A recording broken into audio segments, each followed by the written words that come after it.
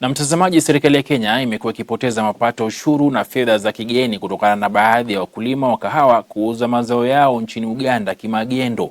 Wakurugenzi wa vyama vya ushirika kutoka eneo bunge la Mount Elgon, kaunti ya Bungoma, wakiongozwa na Ben Mulupi wa chama cha ushirika cha Kimama, wamesema hali hiyo inaathiri uchumi wa taifa na kuonyesha haja ya kuboresha mfumo wa masoko pamoja na malipo kwa wakulima ili kudhibiti biashara ya magendo.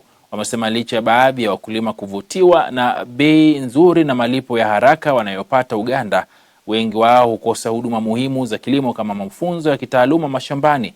Viongozi hao sasa wanawahimiza wakulima kusitisha biashara ya magendo na badala yake kuwasilisha kahawa yao kupitia vyama vya ushirika ili vinavyotambulika kisheria humu nchini ili kuweza kupata faida. Hata kama kuna uhuru wa kununua kahawa na kuuza kahawa haswa kwa nchi jirani yetu ya Uganda, lakini ukiangalia sana wale ambao walileta kahawa kwa kiwanda hiki na viwanda vingine wamefaidika pakubwa kuliko wale ambao walipeleka kahawa Uganda. Jambo la kwanza, wamelipia ushuru Kenya hii. Waliopeleka Uganda hawajalipa ushuru wowote.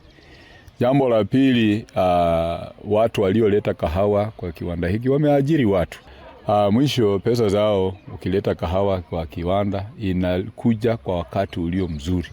Hizo za kupelekwa Uganda hazikufaidi kwa wakati unaohitajika, ila tu kwa wafanyabiashara.